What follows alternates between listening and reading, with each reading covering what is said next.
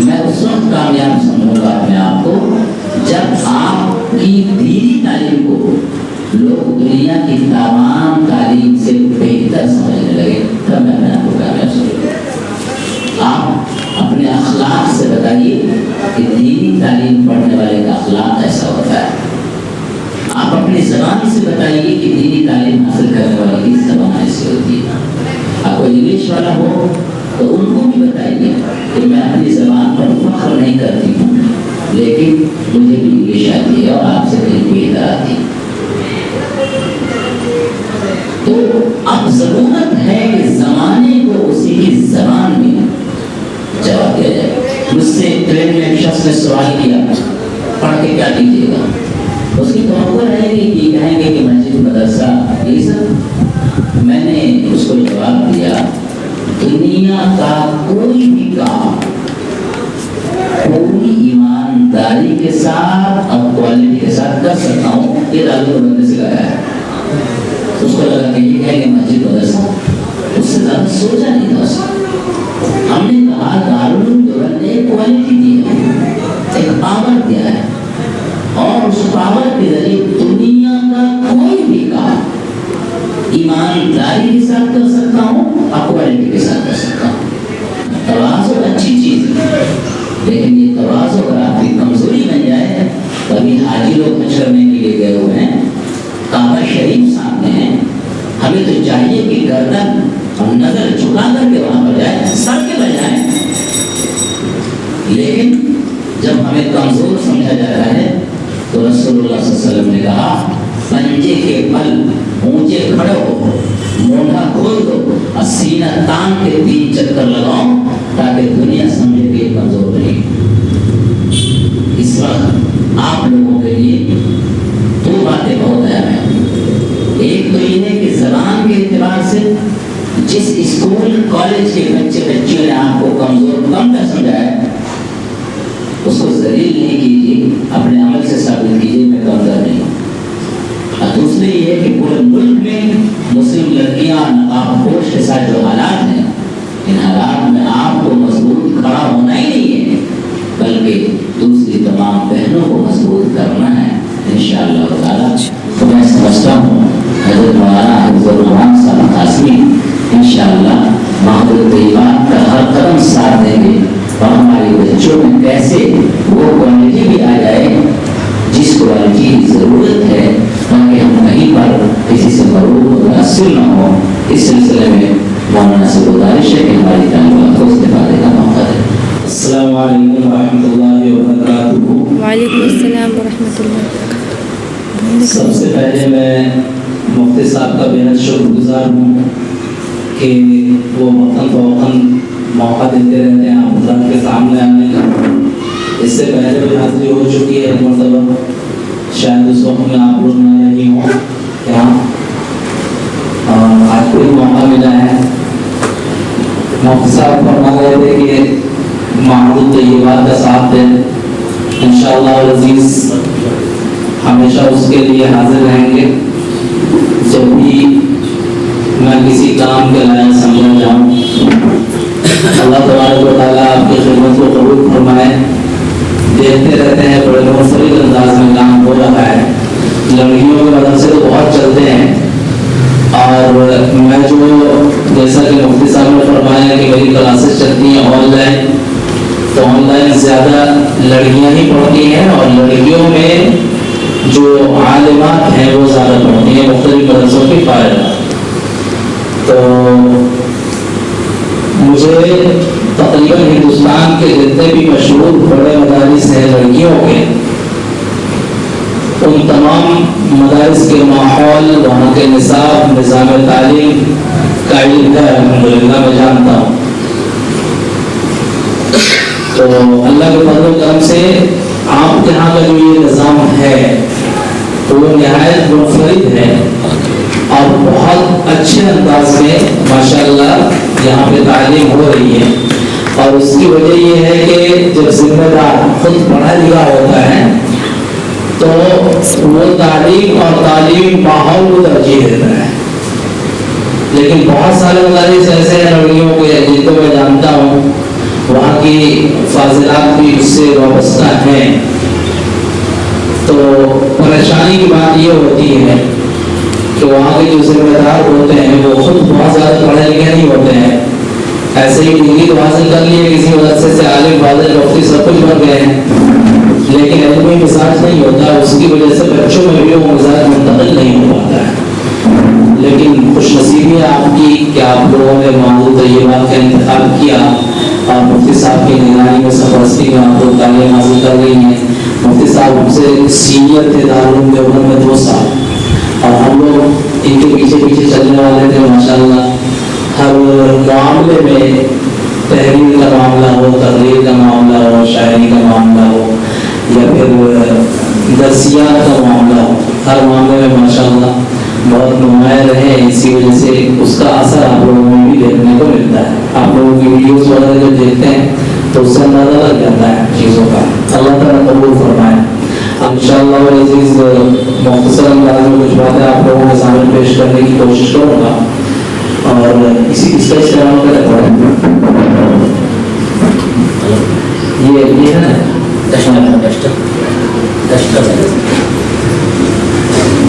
تو مفتی صاحب فرما رہے تھے کہ اختصاص کے تعلق سے کہ ہر آدمی کو علم مختلف چیزوں کا ہونا چاہیے، لیکن کسی نہ کسی چیز میں ہمارا اختصاص ہونا چاہیے. تو مختلف میدان ہائے عمل ہے جن کو آپ اپنا سکتے ہیں، اور مجھے تو اختصاص نہیں ہے، لیکن یہ ہے کہ تھوڑا بہت ترجمے کے میدان میں کام کرنے کا موقع ملا ہے.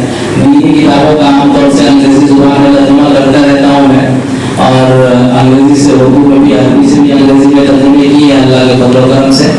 تو کچھ چیزیں ہم آپ کے سامنے ترجمے کے تعلق سے آ رہے ہیں، کیونکہ جو زبان کا ایک اہم پہلو ہے.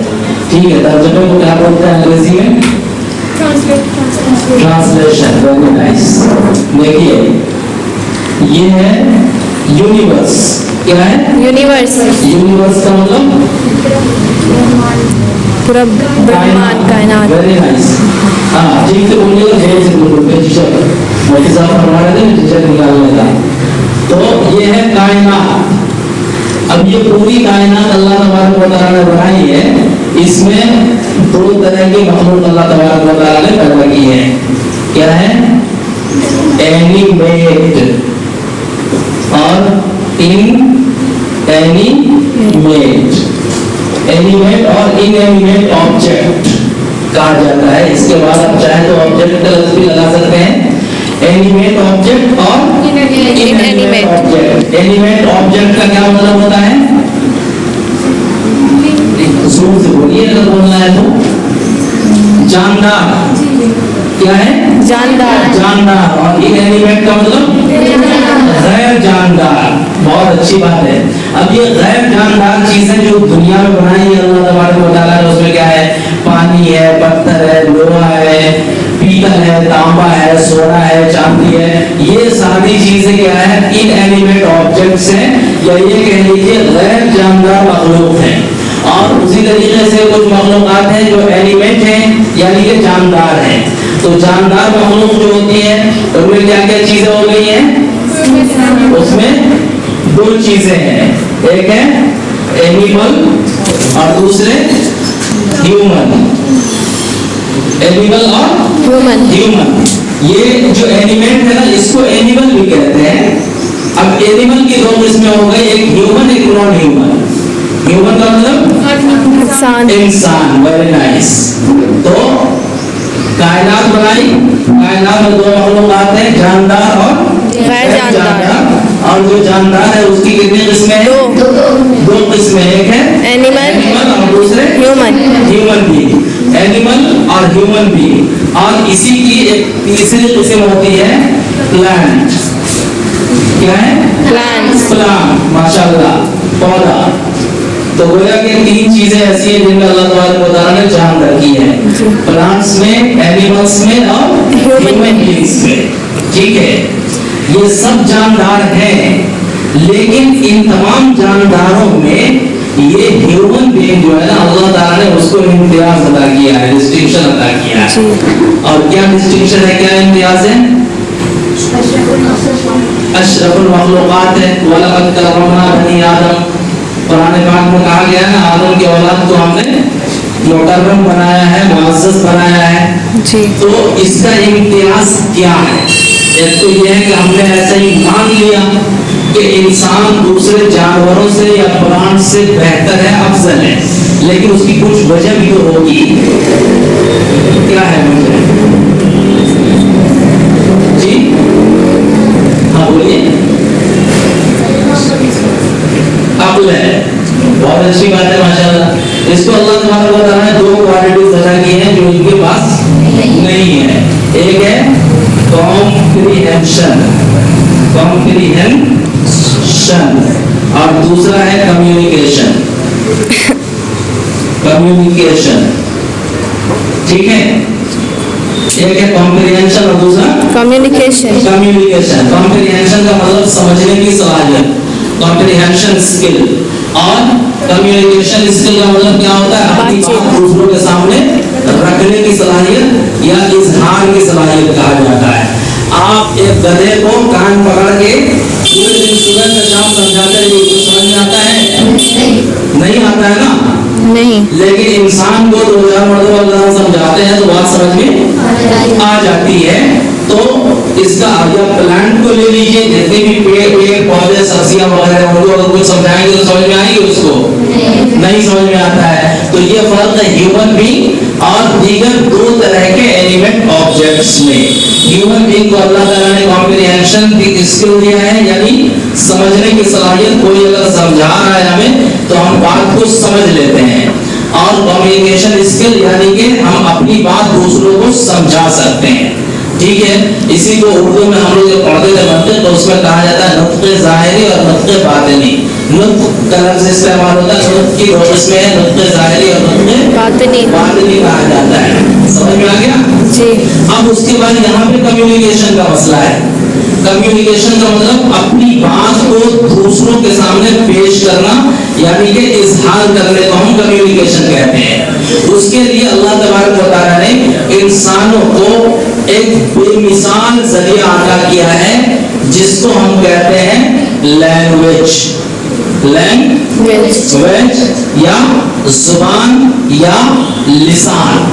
ٹھیک ہے, تو یہ کمیونیکیشن کے لیے یا کمپریہنشن کے لیے بہت طریقے ہو سکتے ہیں کمیونیکیشن کے. مثال کے طور پہ ہم نے ایسے کیا, کیا مطلب ہوا اس کا؟ پانی مانگ رہے ہیں ہم, بات تو سمجھ میں آ گئی, ہم نے کچھ بولا نہیں بولا, ایسے کیا اشارہ, ایسے کیا مطلب ہے؟ بیٹھ جاؤ. تو یہ بھی ایک کمیونیکیشن ہے کہ ہم اپنے اشارے سے بھی اپنی بات دوسروں کو سمجھا سکتے ہیں.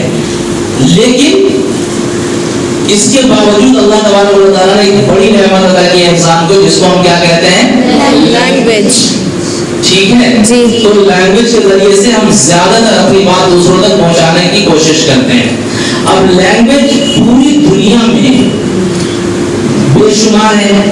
ایک علاقے کے رہنے والے لوگ جو ہیں وہ ایک لینگویج بولتے ہیں, لیکن دوسرے علاقے کے لوگ دوسری لینگویج, تیسرے علاقے کے لوگ تیسری لینگویج. یہاں تک کہ یہ کہا جاتا ہے کہ ہر 8-10 کلومیٹر کے فاصلے پر لینگویج بدل جاتی ہے. چنانچہ آپ دیکھیے گا کہ یہاں پر آپ کے محلے میں پورے دربھنگہ شہر میں کچھ الفاظ ایسے ہوں گے جو 10 کلومیٹر 15 کلومیٹر کے فاصلے پر وہ الفاظ نہیں بولے جاتے ہوں گے, اور اس طرح کے الفاظ کے ذریعے سے ہمارا مذاق بھی اڑایا جاتا ہے, دوسرے لوگ اڑاتے ہیں. اور پھر وہاں پہ کچھ ایسے الفاظ ہوتے ہیں جو ہمارے یہاں نہیں بولے جاتے ہیں, تو پھر ہم ان کا مذاق اڑاتے ہیں. جیسے بہت سارے جگہوں پہ ہوتے ہیں یہ بولتے ہیں نا جی, تو مسلمان ہیں, اردو بولنے والے ہیں, اردو جاننے والے ہیں, ساری چیزیں ہیں, لیکن اس کے باوجود وہ ٹھو کا لفظ آتا ہے, ہے نا, تو ٹھو کا لفظ آتا ہے, وہ بہت سارے ٹھو کا لفظ نہیں بولا جاتا ہے. کئی لوگ دو کا لفظ بولتے ہیں, وہ کا لفظ نہیں بولا جاتا ہے. تو اس طریقے سے زبانیں بدلتی رہتی ہیں, اور ہر 8-10 کلومیٹر کے فاصلے پر زبان بدل جاتی ہے. لیکن اگر ایسے دیکھا جائے جو منظم اور باقاعدہ زبانیں ہیں تو وہ بھی دنیا میں بے شمار ہیں. اور یہ جو بے شمار زبانیں اللہ تبارک و تعالیٰ نے عطا کی ہیں جو انسانوں کے لیے ایک نعمت ہے, لیکن اس کو بھی اللہ تبارک و تعالیٰ نے کیا کیا ہے قرآن پاک میں, وَاخْتِلَافُ أَلْسِنَتِكُمْ وَأَلْوَانِكُمْ, اللہ تبارک و تعالیٰ نے انسانوں کی الگ الگ شکلیں اور رنگوں کے ساتھ انسانوں کو پیدا کیا ہے اور اسی طریقے سے انسانوں کو الگ الگ زبانیں عطا کی ہے. یہ اللہ تبارک و تعالیٰ کی نشانیوں میں سے ایک نشانی ہے. آیت کہا گیا ہے تو زبان اللہ تبارک و تعالیٰ کی ایک آیت ہے. تو اگر ہم ایک زبان بولنے والے ہیں تو وہاں پر تو اپنی بات ہم سمجھائیں گے, لوگوں کو سمجھ میں آ جائے گا. میں اردو بول رہا ہوں, آپ لوگوں کو بات سمجھ میں آ جا رہی ہے.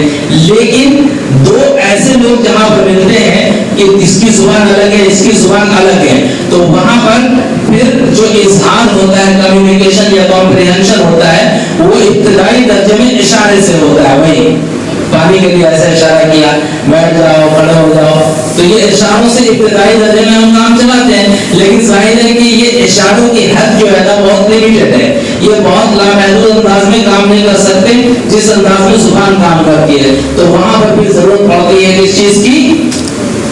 ٹرانسلیشن کی.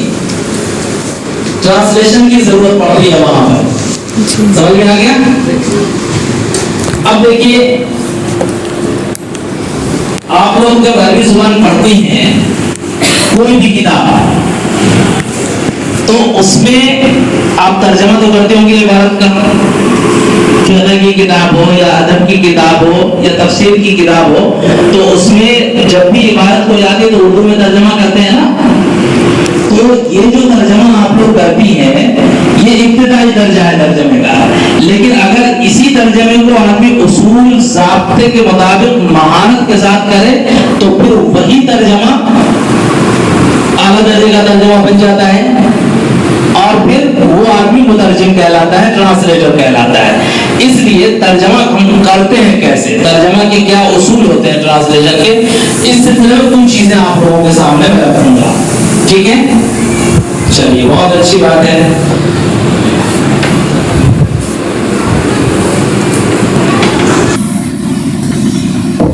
اب جو ٹرانسلیشن ہم کرتے ہیں تو دو زبانوں کے بیچ میں ٹرانسلیشن ہوتی ہے. کتنی زبانوں کے بیچ میں؟ دو زبانوں کے بیچ میں. ایک کو کہا جاتا ہے ایس ایل اور دوسرے کو کہا جاتا ہے ٹی ایل. ایس ایل اور ٹی ایل. ایس ایل کا مطلب کیا ہوتا ہے؟ فل فارم سوچیے ذرا, سورس لینگویج. ایس ایل کو سورس لینگویج اور ٹی ایل کو target language. Very nice, target language. اور اس اردو میں اسی کو ہم بولیں گے اساسی زبان اور اس کو بولیں گے ہدفی زبان. اساسی زبان اور ہدفی زبان. اب اساسی زبان سے آپ ہدفی زبان میں ترجمہ کرنے کے لیے بیٹھے ہیں تو ترجمہ شروع کرنے سے پہلے آپ کو دو باتوں کو دھیان میں رکھنا ہے. پہلی بات تو یہ ہے کہ ترجمے کا مقصد کیا ہے. ترجمے کا مقصد پہلے دھیان میں ہونا چاہیے, تو وہ ہے کمیونیکیشن آف میننگ. وہی لفظ ہے کمیونیکیشن جو پہلے ہم نے لکھا تھا. تو کمیونیکیشن آف میننگ کہ اساسی زبان یا سورس ٹیکسٹ میں جو بات کہی گئی ہے, ایک مترجم کا کام یہ ہے کہ ہو اسی بات کو ٹارگیٹ لینگویج یا ٹارگیٹ ٹیکسٹ میں منتقل کر دیں, ہدفی عبارت میں منتقل کر دیں. گویا کہ جو مترجم یا ٹرانسلیٹر ہوتا ہے وہ ایک طرح کا ڈاکیا ہوتا ہے. اور ڈاکیے کا کام کیا ہوتا ہے بھائی؟ مثال کے طور پہ ہم نے ابھی یہاں پہ بسکٹ وغیرہ کچھ مٹھائیاں وغیرہ خریدی. اب خریدنے کے بعد ہم نے ڈاکیا کو دیا, جیسے یہاں پر وہ اور زومیٹو والا یہ سب چلتا ہوگا نا, ہاں, تو ہم نے دیا خرید کر کے اور کہا کہ فلاں ایڈریس پر میری بہن رہتی ہے, جا کر کے اس کو پہنچا دو. اس کا کام کیا ہے؟ وہ پہنچا دینا اور اس کے آنے جانے کی جو اجرت ہے محنتانہ وہ ہم سے لے گا, بات کرا میں. لیکن اگر ڈاکیا اس میں یہ کرے بیچ میں کچھ نکال کر کے کھا دے, یا پھر یہ کہ ہم نے مٹھائی دی تھی ہیوی والی گلاب جامن, اس نے اس کو نکال کر کے جلیبی ڈال دیا اس میں, تو کیسا ہوگا؟ یہ اس کے لیے جائز ہے؟ نہیں ہے. ہم نے جو سامان دیا ہے وہ اس سامان کو جا کر کے پہنچا دینا. تو ایک ٹرانسلیٹر جو ہوتا ہے اس کا کام بھی کیا ہوتا ہے؟ ڈاکیا جیسے ہوتا ہے کہ وہ سیلف ٹیکسٹ میں یا سیلف سورس لینگویج میں اساسی زبان میں جو بات کہی گئی ہے وہ بغیر کسی چینجنگ کے, بغیر خود کیے ہوئے وہ پہنچانے کا ہدفی زبان میں یا ٹارگیٹ لینگویج میں. سمجھ میں آ گیا؟ اب یہ جو کمیونیکیشن میں پریشانی ہوتی ہے کہ اس میں جو بات کہی گئی ہے وہ بات ہو یہاں پہنچ نہیں پا رہی ہے، معاملہ راستے میں بدل جا رہا ہے، ہم جو بات کہنا چاہ رہے ہیں وہ آپ کو سمجھ میں نہیں آ رہی ہے، آپ کوئی اور بات سمجھنے لگے ہیں، تو وہاں پہ ٹرانسلیٹر کی غلطی ہوتی ہے کچھ نہ کچھ، ہم نے کہا کچھ اور، آپ نے سمجھا کچھ اور، اس کا مطلب یہ ہے کہ بیچ میں جو ڈاکیا ہے اس نے کچھ گڑبڑ کیا ہے، تو وہ کیا وجہ ہوتی ہے جن کی وجہ سے بات پہنچ نہیں پاتی ہے سامنے والے تک؟ تو اس کی ایک وجہ تو یہ ہوتی ہے کہ جو ٹرانسلیٹر ہوتا ہے اس نے سورس ٹیکسٹ کو صحیح سے سمجھا نہیں کیا ہے نا۔ ترجمہ کرنے کے لیے سب سے پہلے نمبر پر ضروری کیا ہے؟ سمجھنا، جس کے لیے ہم نے ایک لفظ استعمال کیا تھا کمپریہنشن، کمپریہنشن کا لفظ استعمال کیا تھا۔ تو سورس لینگویج کو سب سے پہلے کمپریہینڈ کرنا، سمجھنا، اسی کو ہمارے مدرسے کی زبان میں کہا جاتا ہے عبارت فہمی۔ تو عبارت فہمی کا جتنا اچھا معیار ہوگا اسی اچھے انداز میں آدمی بات کو سمجھ پائے گا اور معنی اخذ کر پائے گا۔ اب اس کے بعد دوسرے نمبر پر کیا ہے؟ یہاں پہ لا کے اس کو پہنچانا ہے، تو یہاں پر کمیونیکیشن کی ضرورت پڑتی ہے، لیکن عام طور پر مترجم کی غلطی یہ ہوتی ہے کہ وہ صحیح سے سورس ٹیکسٹ کو سمجھ ہی نہیں پاتا ہے۔ اب سورس ٹیکسٹ کو سمجھنے نہ سمجھنے کی وجہ سے کیا پریشانی ہے؟ ہم نے ایک مثال یہاں پر لکھ رکھی ہے،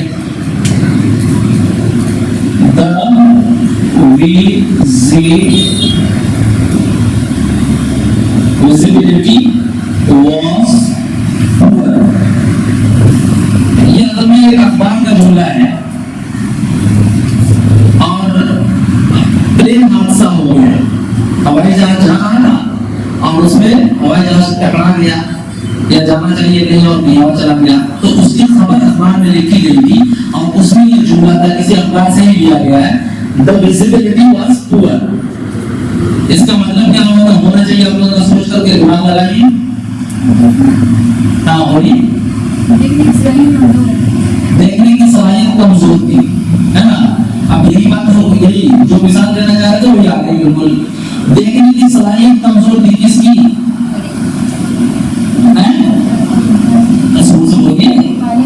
پائلٹ کی دیکھنے کی صلاحیت کمزور تھی۔ اب پائلٹ کی دیکھنے کی صلاحیت اگر کمزور ہے تو اس کو کبھی بھی جہاز اڑانے کا لائسنس نہیں مل سکتا ہے کہ نہیں؟ تو یہ کامن سینس کی بات ہے کہ پائلٹ کی نظر کمزور ہے۔ اچھا، اور اتفاق کی بات یہ ہے کہ اردو میں جس مترجم نے اس کا ترجمہ کیا تھا اردو اخبار کے لیے، اس نے بالکل یہی کیا تھا، اس کی نظر کمزور تھی۔ تو اب نظر کمزور اگر ہوگی پائلٹ کی تو اس کو لائسنس ملے گا؟ کبھی بھی نہیں ملے گا۔ اگر لائسنس ملا ہوا ہے اور اگر اس کا کہیں ایکسیڈنٹ ہو گیا، کچھ بھی ہو گیا، تو اس کو دوبارہ پائلٹ کی حیثیت سے کام کرنے کے لیے میڈیکل فٹنس چیک کرانا پڑے گا۔ اگر وہ ٹھیک ٹھاک ہے تبھی اس کو اجازت ملے گی، ورنہ اس کا کینسل لائسنس رد ہو جائے گا۔ یہ ہے۔ تو یہاں پہ مسئلہ کیا ہے؟ فضا صاف نہیں تھی، اور ویزیبلٹی کا مطلب کیا ہے؟ یہاں پہ فضا صاف نہیں تھی، لیکن یہاں پر چونکہ ویزیبلٹی کا مطلب ہوتا ہے روئے دیکھنا، اور لوگ عام طور پر یہی سمجھتے ہیں دیکھنے کا تعلق کس چیز سے؟ یہاں پر جو دیکھنے کا لفظ ہم استعمال کرتے ہیں وہ پہلے متعدی و فاعل سے اس کا تعلق ہوتا ہے عام طور پر، اس وجہ سے ہم اس کی نسبت کر دیتے ہیں پائلٹ کی طرف، لیکن یہاں پر اس کی نسبت پائلٹ کی طرف نہیں ہے، فضا کی طرف ہے کہ دھند لگا ہوا تھا جس کی وجہ سے یہ حادثہ پیش آیا۔ تو مطلب یہ ہے کہ فضا صاف نہیں تھی۔ تو اس طرح کی باتیں یہاں پر آتی ہے تو وہاں پر بڑے دھیان سے ترجمہ کرنا پڑتا ہے، ورنہ مترجم غلطی کر جاتا ہے، اور مترجم جب غلطی کرتا ہے تو ہم جو بات پہنچانا چاہتے ہیں وہ بات آپ تک پہنچ نہیں پاتی ہے۔ ہم کا مطلب جو ٹرانسلیٹر، جو اصل آتھر ہے، اس نے جو بات پہنچانے کی کوشش کی ہے وہ بات دوسری لینگویج میں قاری تک نہیں پہنچ پاتی ہے۔ کلیئر ہو گیا؟ ایک وجہ تو یہ ہو گئی کہ کمپریہنشن میں پرابلم ہے۔ دوسری وجہ جو ہوتی ہے وہ unnecessarily following the word and syntactic order of the source language۔ اساسی زبان میں جن الفاظ کا استعمال کیا گیا ہے تو غیر ضروری طور پر ہم ان الفاظ کی پیروی کرتے ہیں، استعمال کی گئی ہے غیر ضروری طور پر ہم اس نحوی ترکیب کی پیروی کرتے ہیں جس کی وجہ سے بھی پریشانی ہوتی ہے. اس کی ایک مثال ہم نے یہاں پر نقل کی ہے کہ بائبل کا ایک جملہ ہے, بائبل کا ایک جملہ ہے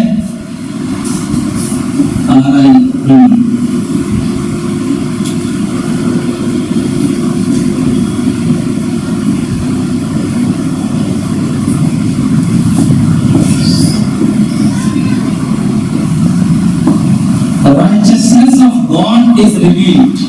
Righteousness of God is revealed.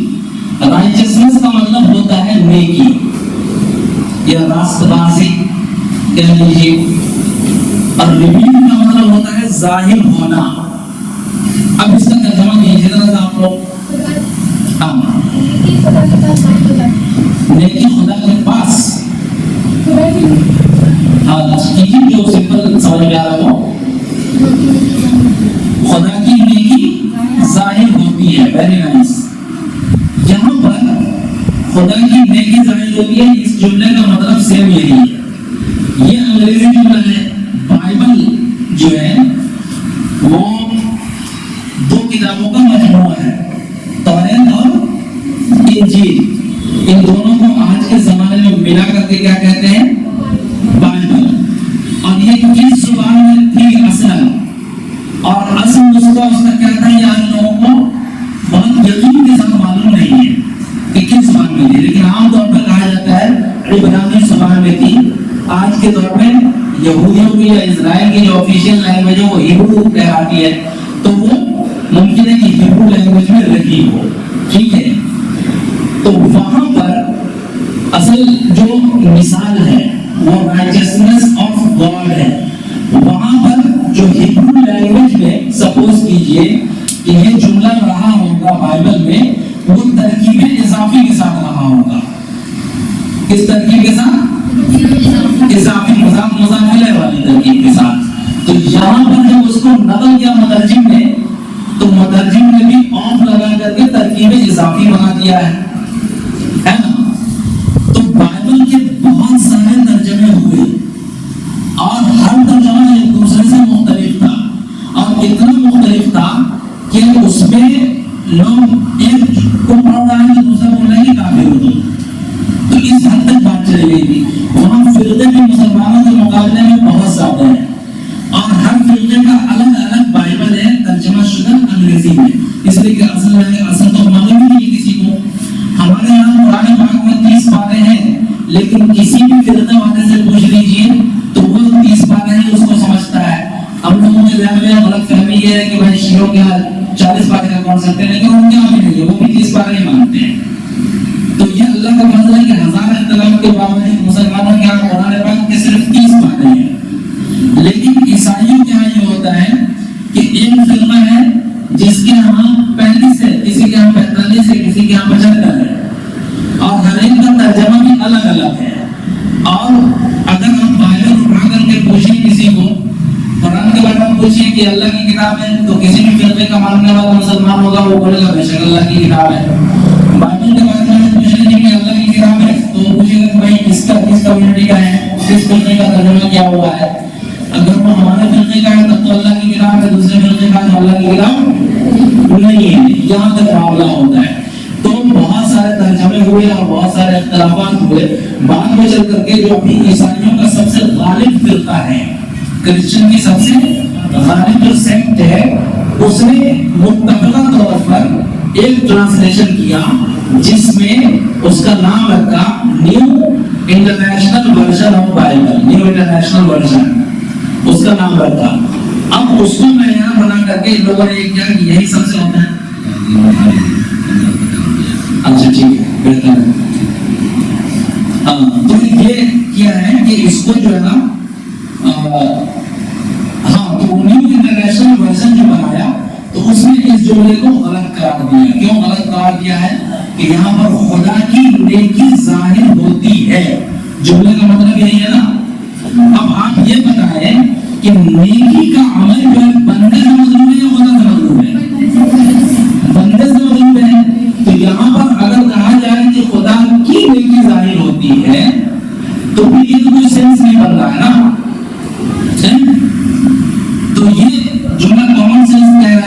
मतलब सही नहीं होगा। तो फिर न्यू इंटरनेशनल वर्जन्स वाले जब बैठे और उन्होंने सबको कंपेयर किया और उसको गौर किया, तो गौर करके उन लोगों ने ये सोचा कि यहाँ पर एक गलती हुई है मदरजिम से कि हिब्रू लैंग्वेज में यहाँ पर इजाफत की तरकीब इस्तेमाल हुई थी, इसी वजह से इंग्लिश में भी इजाफत की तरकीब को इस्तेमाल करते हुए इस तरह से तर्जमा किया गया है, और वहाँ जो नहवी तरकीब थी उसकी पैरवी की गई है कहाँ? टारगेट लैंग्वेज में। किस वजह से गलती हुई है? वो पैरवी नहीं करना चाहिए था, यहाँ पर कुछ चेंजिंग करना चाहिए, फ्रॉम का लफ्ज आना चाहिए। अगर फ्रॉम का लफ्ज ले आएंगे तब क्या मतलब होगा? खुदा की तरफ से नेकी जाहिर होती है, तो इसका मतलब क्या हो जाता है कि नेकी का मंबा अल्लाह तबारक व तआला है, सचश्मा, और वहां से जाहिर होता है और पूरी दुनिया में फैलता है। तो देखिए सिर्फ ऑन और फ्रॉम की वजह से कितना फर्क पड़ गया तर्जुमे में, पड़ गया ना। तो इसलिए जो मुतरजिम होता है उसको बहुत ध्यान से तर्जमा करने की जरूरत होती है। जितने ध्यान से आप तर्जमा करेंगे, अब आप लोग जब वो करती है तर्जमा किताब में, तो आखिरी बात ये है कि हमारे यहाँ मदरसों में जो तर्जमा कराने का तरीका है, तो हम पहले लफ्ज़ी तर्जमा करते हैं। तो लफ्ज़ी तर्जमा जब करते हैं तो उसमें मुब्तदा, खबर, फ़िल, फ़ाइल, मफ़ऊल, मुतअल्लिक़ात, हुरूफ़ जार और मजरूर तमाम चीज़ों के रियायत करते हुए एक तरतीब से तर्जमा करते हैं। तो एक तो ये तर्जमा स्टूडेंट के लिए बहुत ज़रूरी है। इस तरह से तर्जमा करने की वजह से आपको जुमले की तरकीब बिल्कुल समझ में आ जाती है। लेकिन एक मरतबा जब आपने ये वाला तर्जमा कर लिया और जुमला आपको समझ में आ गया है, तो फिर दोबारा आप उसी का मुहावरा तर्जमा कीजिएगा और बिल्कुल नेचुरल उर्दू लैंग्वेज में तर्जमा करने की कोशिश कीजिएगा, तो आपकी लैंग्वेज भी अच्छी हो जाएगी इंशाल्लाह, बात भी पूरी समझ में आ जाएगी, और फिर उसके बाद ये जो इस तरह की गलतियां हैं ना, इन गलतियों से आप बच जाएंगे और तर्जमा करने की सलाहियत धीरे धीरे इंशाल्लाह आगे बढ़ेगी। तो आज के लिए बस इतना ही, इंशाल्लाह फिर कभी हाजिरी होगी तो आगे चलेगा। ठीक है।